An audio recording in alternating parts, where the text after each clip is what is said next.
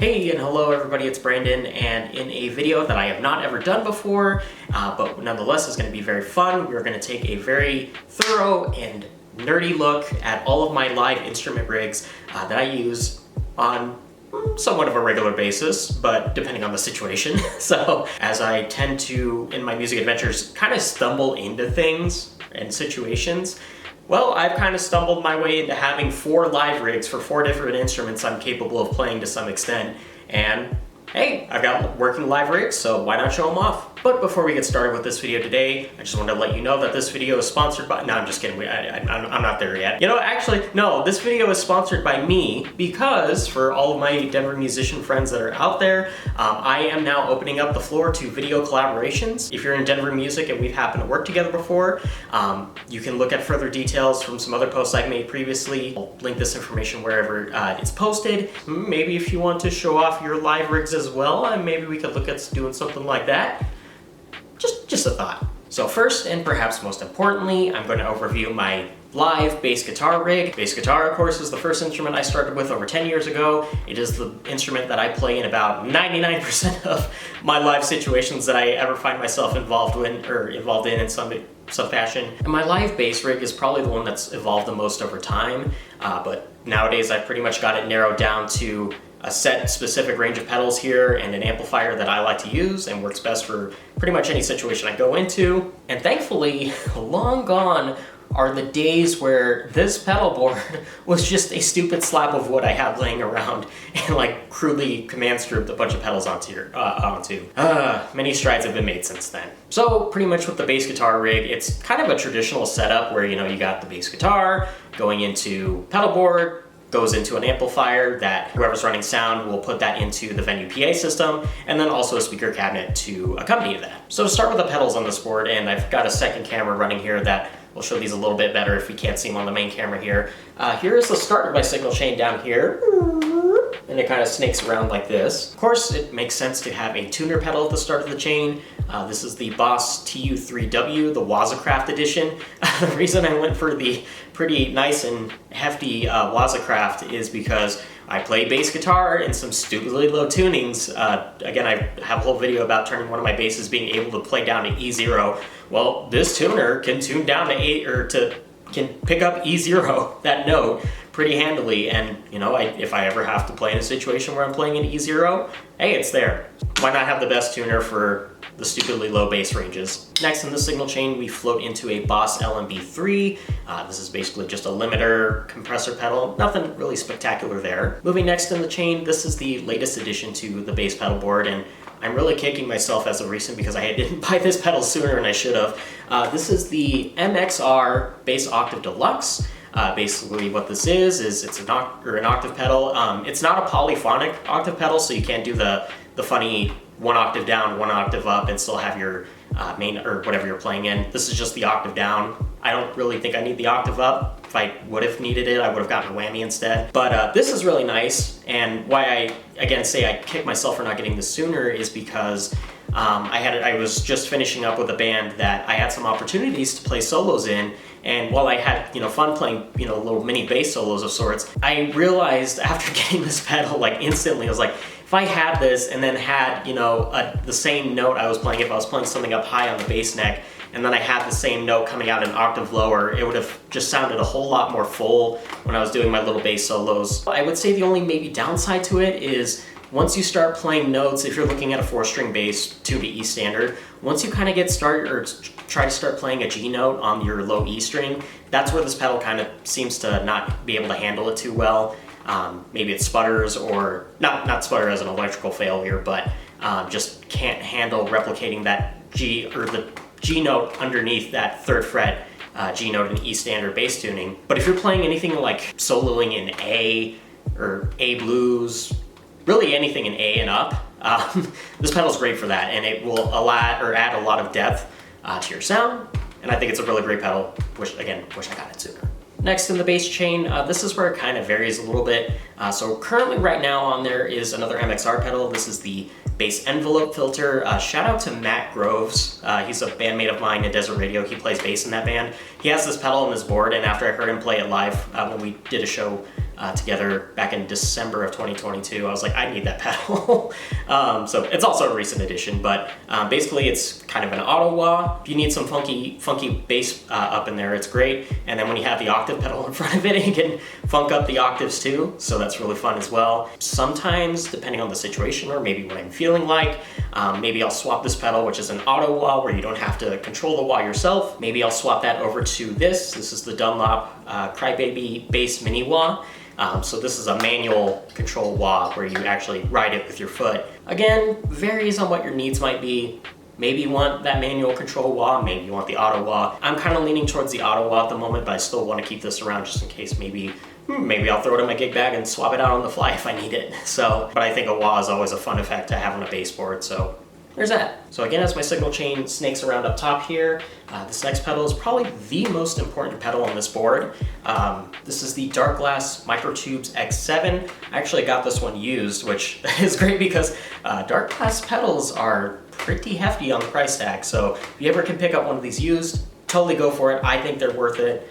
They, again, are great for suiting a lot of different genres. This basically is what shapes my bass tone, and probably what I get the most compliments out of when I do my bass tone is all because of this pedal right here. Moving along next, this is the Boss NS2, basically a noise gate. Noise gates are pretty handy to have, otherwise you'll just have random noises coming out, or random hums or random string noise that keeps that under wrap in between songs or whenever your singer's hyping the crowd up or anything like that. Second to last, this is the Boss GEV7, basically an additional EQ for shaping everything coming out from the Dark Glass. I don't do anything kind of maybe wonky here, maybe just boost my high mids just a hair. And I suck out some of the real rumbly lows, just so it doesn't, like the bass isn't coming out of the venue PA just blaring.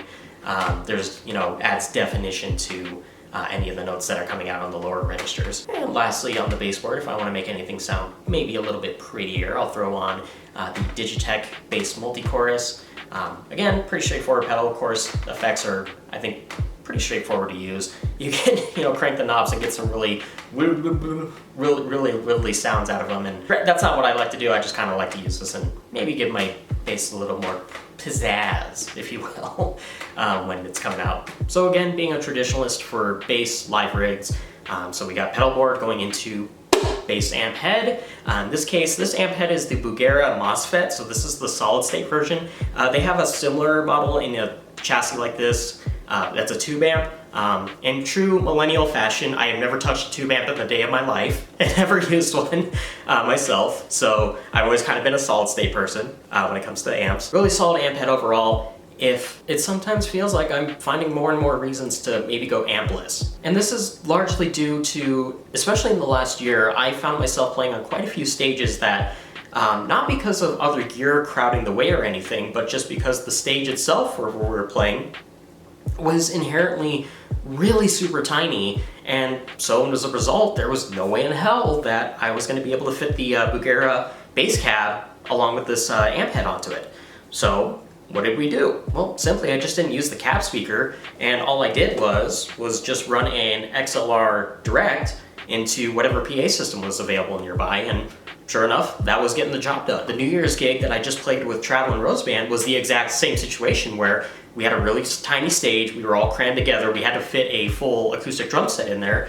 There was no way we were gonna get the Bugera speaker, the actual speaker cab in there, so again, I just ran XLR into our PA system that we brought with us. So in theory, I could just show up to shows, plop this down, and not bring in the speaker cab, and just XLR into the venue PA. However, and to play devil's advocate a little bit, here's a little bit of the flip side situation. I had a show that I was playing one time where the venue's PA system failed for a brief moment, and so we were contemplating, oh, maybe we'll just have to turn up our amps like super crazy. And we almost did that. Thankfully, the venue PA was brought back up online and was able to be used. But, right then and there, I had the speaker cab with me, so imagine how awkward it would be if I pulled up to a venue, maybe only bring the amp head to run into the PA system, and oops, venue PA's toast. Maybe we have to go use our amp, or turn the amps up. Yeah, that'd be a weird situation to be in. Thankfully, I have not been there, and maybe just for all intents and purposes, as far as it goes in the future, maybe I'll bring the speaker cab. If If I need it, great. I generally kind of like to have it on stage for on-stage volume. But if not, hey, I know that I can at least just run the amp head into the PA and everything's going to be solid mostly. Okay, we're really going high angle here. All right, so my second live rig I wanted to show off here, this is my guitar live rig, and where I am much more traditionalist for bass guitar, the guitar rig is much more simple than that.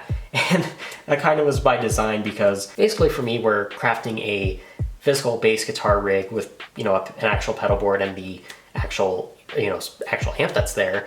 It's always been something I've been quite familiar with and understand quite well, whereas shaping guitar sounds for recording and live rigs and such has been the complete opposite, and I'm actually quite a complete idiot about. So in turn, when I really wanted to start taking guitar seriously again, I was like, I just don't know what kind of sort of live rig I want to do.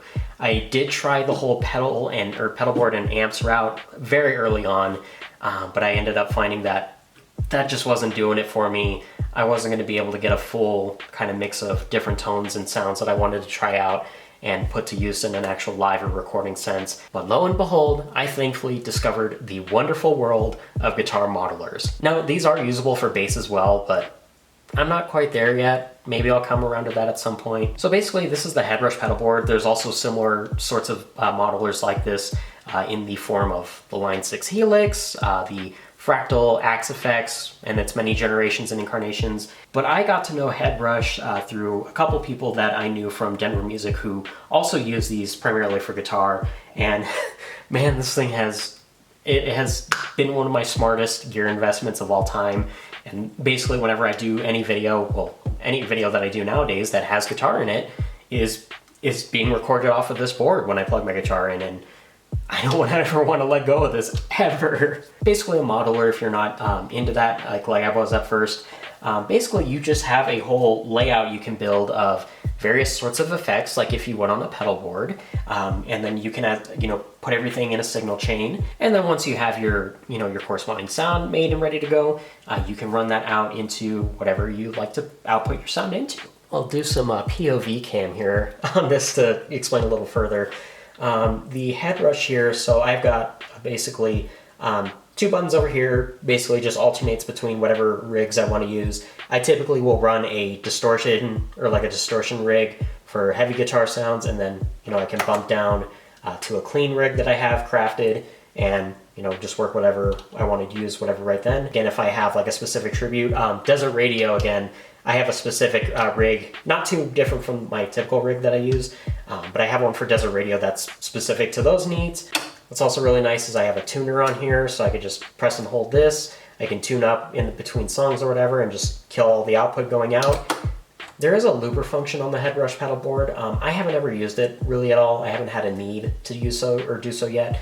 Maybe if I ever find one, that'd be cool. And then here's where the meat of the board gets really fun, is you kind of see here I've got some of the things labeled out. So I've got what are called scenes, kind of, different settings of, you have your pedals or effects chain lined up, and maybe at certain points you want a certain set of pedals turned on. So right now it kind of just defaults when I turn it on to my dirty rhythm tone for my rhythm guitar playing. But if anything, I have everything that's lead guitar. I have some leads or lead presets on here. Mainly these are just alternates between the reverb and the chorus that are on the pedal board, and maybe some phaser. But I can switch between these. You'll see the different ones that come on here. So my rhythm, all these bottom effects aren't illuminated because I'm not using them. And then I can go to a lead or one of my leads. I have the chorus turned on for a specific preset, and then I have what's called my squirrely lead because the chorus is a little more active there. I have that on, and then again chorus is on, but then I can also, if I want to, turn on some phaser and delay. And thankfully what's really intuitive about the headrush and why I've chose it over other modelers is really because of the screen here. It's really user-friendly. I needed something that was kind of idiot-proof to use to set up guitar, and thankfully this is really easy to use. So what I can easily do is, say if I wouldn't normally do this, but if I wanted to swap my volume pedal, which is this expression pedal on the edge here, if I wanted to swap my volume pedal anywhere else in the chain, I can do that. I can do that with anything else. Oh, I don't want to delete that. I want to save this. I'll make sure I don't save this so it doesn't screw up my settings here. But I can put the amp head after, I could put the amp head after the impulse response. I probably don't want to find out what that sounds like. Probably sounds pretty nasty, but this thing is great. It's you usually can find these used about $700, usually on like Reverb. That's where I got mine. Thankfully, with this rig all jumbled up, I can switch to my other rig, like my clean rig. I'm not gonna keep those changes because I don't want my rig getting messed up. I don't want to have to fix it later. There's a debate ongoing if you do want to use a modeler versus a traditional pedal board and an actual amp setup. It depends on who you ask. I really don't think there's too much of a difference to really care about. I think you could get some quality sounds out of a modeler as you would maybe a traditional tube amp at a fraction of the weight and need to transport. So I think I'm firmly in modeler gang for life, and that's where that is. Now, a little bit more about the situation of how you actually get this to run in a venue setting. I'll put a picture of what's on the other side here of the head rush, because there's a lot going on that other side, but most importantly as it goes for whatever you're running live. Typically what I do is there's an XLR out. I usually will just run a single XLR through the left mono out. This will go into a direct box, which of course sound person then, gets levels off of that, and they adjust that accordingly. Cool, easy enough. Depending on what your venue needs may be, I typically running this 6-foot XLR. That's really all I often need. If I ever need a longer backup XLR, okay, that's cool. And the other piece that comes into play is, okay, cool, I've got a XLR running in the front of house where sound person is doing that accordingly. Well, what if I want on-stage volume for myself? This was something I just came around to recently for this particular setup, and in the few instances that I've had to use it with for playing guitar, it's something I'm definitely sticking with. Is along with the XLR out, there is a 1/4-inch mono, and I don't, really these are interchangeable. It really doesn't. I don't think it inherently matters which one you run out to front of house. I could be wrong. I just will often run the XLR to front of house, but I will often run a 1/4-inch jack out of the. You'll see there's a left mono out for a 1/4-inch instrument cable. Basically, Headrush and several other companies, of course, make what's called a full-range flat response speaker. I'm not quite versed on what that terminology actually means in full, but as far as it goes for using like guitar modelers, these are awesome. What I do with this in turn is there's 2 1/4-inch or dual XLR 1/4-inch jacks on the back of this that you can plug into, and basically it's your on-stage volume as if you were playing with an amp on stage. Again, this is really nice because this one sports 2,000 watts, and I could either have a gigantic guitar speaker amp head cap thing, or I could just have this little tiny thing.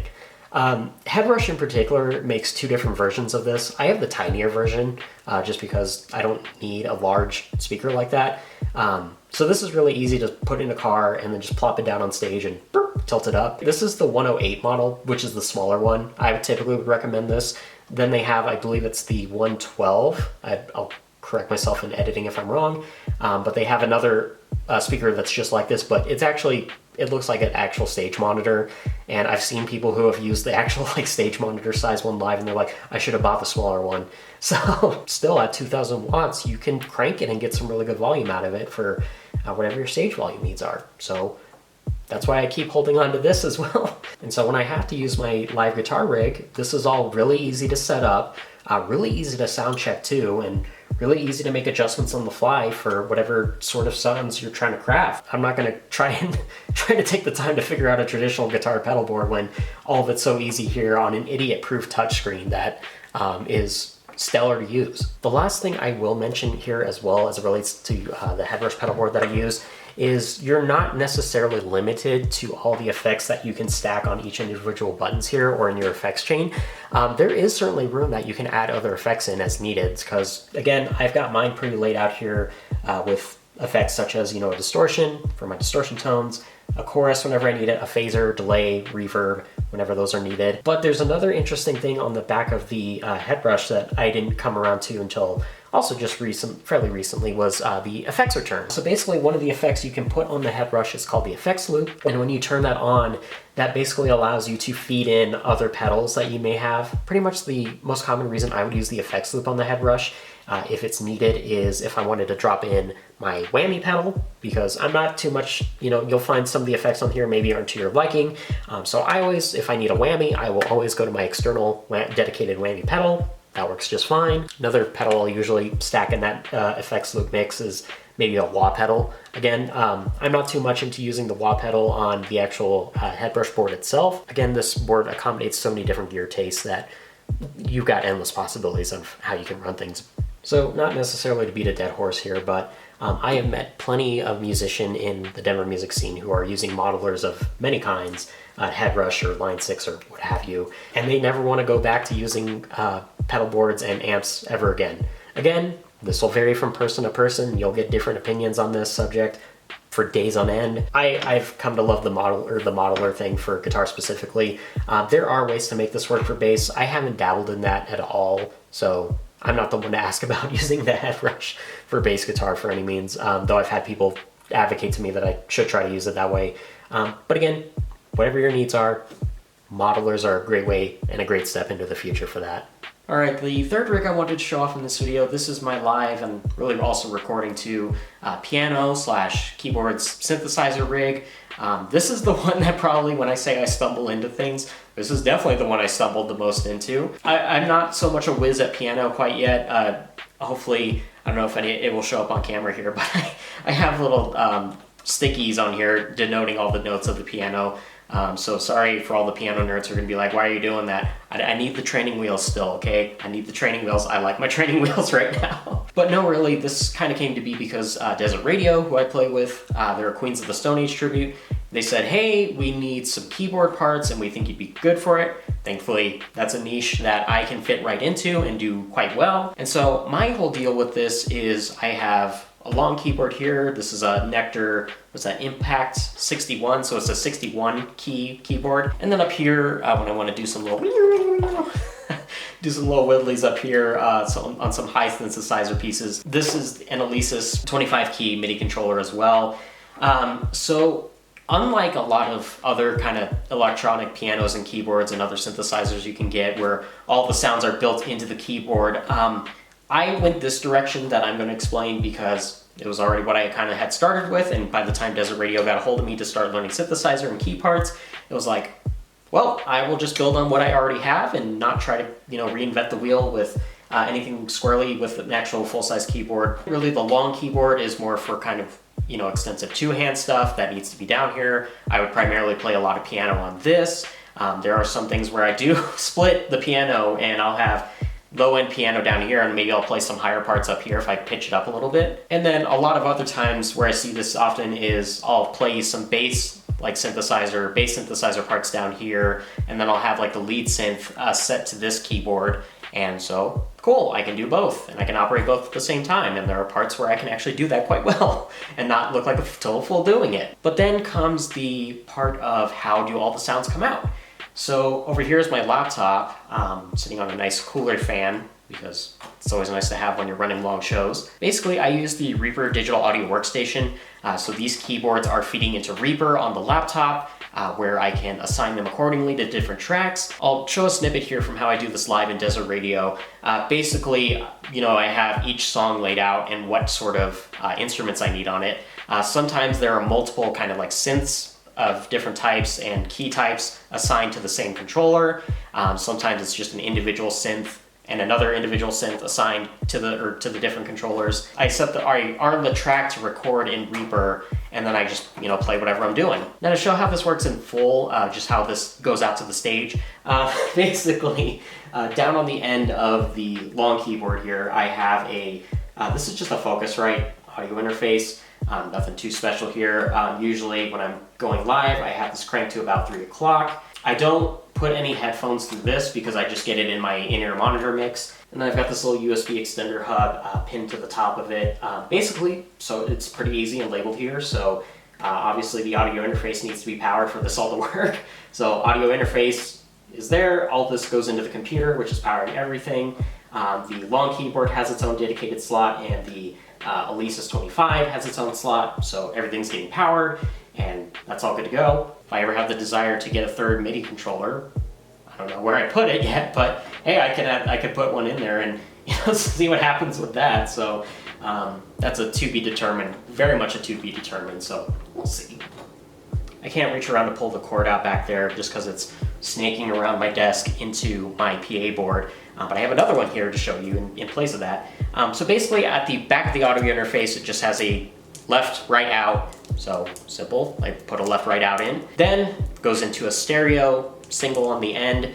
This will usually, when I've run this live, both in practice and a live setting, this will go into any available direct box maybe on stage, and then of course whoever is running sound will help me set this accordingly. I found this to be pretty workable, though it does come with some hindrances. A lot of these electronic keyboards that you can get, of course, will just maybe have a single like a single 1/4 inch out that you can just plug in or do whatever into like a keyboard amp or just direct into front of house. But my situation always is subject to a little bit of tweaking. When we did our first Desert Radio show, the guys were really helpful in helping me tweak this out. And it turns out some of the sounds I had queued up for like especially like a Rhodes keyboard sound, I found that I can't run the actual or the individual track in Reaper in stereo. I always have to set that to mono in order for it to come out properly. So that it's always kind of a mixed bag of whenever I try to add new sounds, it's like, okay, does this need to run in mono so it comes out properly through front of house or a PA? But again, not very difficult to deal with. It's just kind of maybe somewhat annoying at times. But hey, I find it to work really well for me, so I'm gonna keep using it this way. Okay, unless there's some really convincing argument to tell me otherwise. Before I forget also, with the laptop and the Reaper DAW session that I have, especially right now dedicated for Desert Radio. So for like obviously in place of having the sounds in the keyboards themselves, that's all coming out of Reaper and some plugins for Reaper. Typically I'm using, just for piano, Neo Piano, real basic and easy to use. I don't know the name of it. If I can pull it up, I'll put it somewhere. There's a really cool Rhodes plugin I like that I consistently use. And then mainly for all the synthesizer sounds that I rock with, I am using the Serum plugin. I really like Serum. They have a great rent-to-own program if that's your kind of thing. But also with Serum, there's all sorts of like expansion packs you can get in there. There's other miscellaneous plugins that I'll maybe consider using, but again, I will just largely default to Serum because there's so much that you can throw into Serum and make it sound really awesome to use. So that's the piano rig. Again, I don't have any other situations I'm really using this for at the moment besides home recording and also for Queens of the Stone Age Desert Radio tribute. They were the ones that proposed this to me first and said, hey, why don't you do this? So we did it. So for my last live rig here that I'm going to showcase in this video, I almost didn't include this one in this video, just because it's not one that I use particularly often, but given that my New Year's Eve show where I got to use this extensively was a smashing success, along with being able to play bass guitar in the same show, I am including it because in some ways I still got it and there are situations where I can make this work. So basically this is just a DJ controller. It's the Newmark Party Mix. Really kind of entry-level DJ controller, nothing too crazy, but like they're like these ones that you can do vinyl and touchscreens. Obviously this isn't that. It's not kind of what I do on a regular basis with this. So I just have kept it simple, and thankfully, this is really easy to transport and set up, so hey, that's all good. I always perch it on this little stand here. It's just nice to be able to reach it easier. For the longest time, I had 2 computer boxes taped together, and that was my little DJ controller stand, but got away from that because that's kind of weird and gross. So again, this is a pretty easy controller to set up for shows. Again, just USB into the laptop you're using. Of course, loading up whatever your adjoining DJ software is. I use Virtual DJ just because that's what kind of came with this, and so I've always been using that. I've had no issues with it. I found it to be great. Really good interface. I maybe should have dug it up before I started this video, but I don't have the chance to do it. The first ever DJ controller I had and was using for some time, it was a real, you think this is entry level? That first DJ controller I had, oh man, that was as basic gets. Nowadays, I've realized any self-respecting DJ controller will have an output for your own headphones. So I can have just a simple headphone cord. Where is it? Right here. You have a simple headphone cord that pops out of there, put it in your ears, and then you can hear what's going on there in your head. And then as you're seeing it in this video, and as I would normally see it if I was holding it the right way, the actual output for what people hear out on the dance floor is there is an RCA red, white, out. Simply put, you just plop your corresponding cables in there. Typically, I would run the RCA into the corresponding RCA inputs of a mixer board, and easy there, run it out through some speakers, and everyone's having a good time. This is not one I use particularly often just because it was never a strong suit for me personally.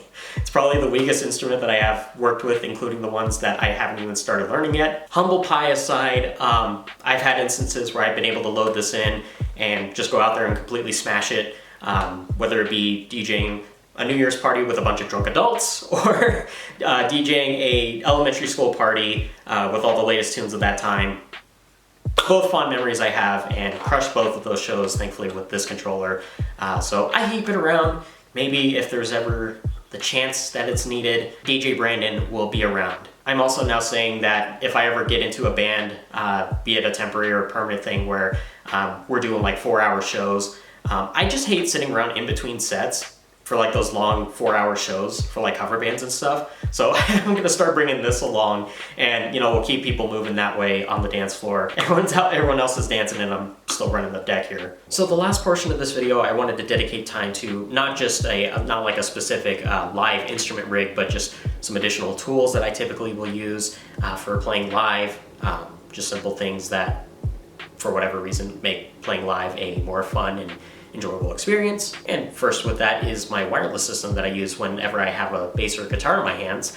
This is the X-Vive U2 wireless system. Of course, it's pretty easy. You get a transmitter to go in your instrument, a receiver to go into your amp or your pedal board. Really over 5 years now, and this thing is still holding up very well. I can play multi-hour gigs with this, and granted, I will charge in between sets just to, not risk depleting a battery, but I've never had this run out on me on a show before, so it's still holding up really well, and I will continue using it. Granted though, if you are going to use a wireless system, I always recommend do not solely depend on your wireless system. Always have an actual cord if you need to. Really doesn't matter how long it is, but have a cord on backup just in case this goes down for whatever reason. With this wireless system though in particular, not maybe a knock on the wireless system, but one situation that I have noticed where this maybe has some difficulty with getting through and being able to be used effectively. If you're playing in a venue, and there's one particular venue I do recall in downtown Denver where it was like a sports bar. There are tons of TVs around, like just TVs lining the roof racks, the walls. There's TVs all around. If you're playing in a room that maybe has something like that going on, and maybe it's not just on this wireless system because the other people I played with at this particular place had the same issue on totally different wireless systems, yeah, you might experience some hiccups with that, and it's kind of weird to work with. So I had my spare cord on backup, so I just threw that in. I always think it sucks if you have a wireless system but you can't use it at any given show for whatever reason, because for me personally, I can't ever sit on stage just during the time of our whole set. Most of the time, there are situations where I will stay on stage the entire time, but most of the time, I will have my wireless system in. I will always, at some point, very early on in the set and multiple times after, I will zoom off stage to go rock out in the crowds. I'm quite known for that. If you're out there on the dance floor, I will go off stage and rock out with you, or I'll go stand on some tables or some other chairs around the venue and just have fun doing that as well. Now, if you recall watching a very recent video of mine on my channel, you'll know that when it comes time to get serious with rock and roll, I always use protection for my ears. So this is my in-ear wireless unit that I use. Again, I'll have a little picture on the side here. This is the X-Vive U4, so same brand as my wireless guitar transmitter. Again, like the transmitter, you can set your channels accordingly. Hopefully, if you're running multiple of these, you set yourselves on different channels so you don't accidentally get the wrong feeds or feeding into something else that shouldn't be there for one of your other bandmates. But I'm a firm believer in in-ear monitors, so I will always have this hand-to-hand. This is the receiver that I will clip to my belt. I plug in my in-ear earbuds, and then I'll hand the transmitter off to whoever's running sound. One thing I've found useful for any in-ear system, I think, is maybe if you can position your in-ear system as close to you on stage as possible. So what I found kind of using this was, or this transmitter was, if it's like, you know, plugged in directly to into a box, it's like, oh, maybe I'm not, maybe if enough people are in the way of the transmitter, maybe I'm not getting my full feed that I want. So what I often like to do is, you know, with some careful maneuvering, I'll hand this off to the sound person, but then I'll have my own XLR cord that I'll pack in, and then whatever they'll plug, or the sound person will plug that into the box. I'll run the transmitter as close to me on stage as I can, you know, as out of the way as it can be, and that's not hard to do. So, you know, that when I start running out into the crowds and whatnot off stage, hey, I'm still oftentimes getting a really good signal still off my transmitter and my inner feed, so I don't have to worry about, oh, maybe I have to pay a little more attention to what's going on and listen more carefully to make sure I stay on track with the rest of the band. And then, as I also mentioned previously, I use these are the KZ ZS10 Pro earbuds. They're really solid. They're $50 earbuds for in-ear monitors. I think these are great, and they're, you know, really easy to replace if needed. I have 2 sets of them right now just in case I ever show up to a show and one failed on me. For a while I was using, I think it was the Shure 215s, but those would break on me at like the most inopportune times, and so I'd always have to like make an emergency run to Guitar Center or something to get another pair. I was like, that's not practical. These have been solid for me ever since. If I ever have one that goes down, I have the second one ready to go, and I'll get the next one ordered as soon as possible. And then, as I've also mentioned previously, this kind of varies also from venue to venue. Of course, I will largely keep the in-ear earbuds in, but if I feel I need maybe something a little extra, maybe depending on the acoustics of the room or whatever, or however the drums and the cymbals are reverberating off in the room, along with the inner earbuds, I'll throw on another layer of hearing protection in the form of these over-ear headphones that you'd normally use at a shooting range. But obviously, if I'm like wearing something like a cowboy hat on stage, obviously these aren't going to fly to fit on my head along with the cowboy hat. So one thing I also will look to do often with the in-ear monitors, actually, or the earbuds that is I will tape them down to the back of my head just so they don't fly out anywhere. Because when your in-ear flies out, and as me, someone who's prone to sound-induced migraines, oh, that's really not fun when one of the in-ears flies out, and not fun to listen to loud snare drums in the midst of you trying to keep focus and play. So just as always, everybody, make sure you use hearing protection. So I did a quick check around, and I think this is just the last piece I need to cover for my live music gear, is my own little microphone. I'm not a fully competent singer by any means, but I thankfully have gotten better at doing backing vocals over time. And so whenever there is a situation where I need to come in with some backing vocals, got my own little mic here. I don't have a lot of demands for what I needed in a microphone at this time. So this is the Shure PGA 58. This is kind of the budget version of the Shure SM58. So I think that speaks for itself because, again, I only do backing vocals if maybe the situation truly arises for it. And if it's something that I know I can do and actually sing, I'll do it, and I have the microphone on hand. Cool, easy. It's also off camera here, but I do have a mic stand. I also recommend bringing your own mic stands because I've shown up to some venues where unfortunately the mic stands that they have maybe are all busted. They can't, you know, sit still properly, or, you know, your mic might be at mouth level and then it just dips down. I would always recommend getting your own mic stand as well. And that's it. This is an overview of all of my live music rigs that I use in any capacity that it calls for. I have a lot of fun with each of these also in the home studio, being able to work different sounds out and figure out possibilities for what I could do next live. So I'm thankful to have the playground space to be able to do stuff like that, and then hopefully put out a really good live product when the time arises for it. But if you have any questions for me about my personal live rigs, or if you'd like to share any details of your live rigs in the comments of wherever you're watching this video, certainly feel free to do so, and I'm happy to learn more and exchange further information on that. This was a really fun video to make, really nerdy video to make. But certainly if there's anything on a similar subject you'd like me to talk about in a future video, I'm open to those ideas. Certainly let me know. I look forward to hearing from you, and I will see you all in the next video.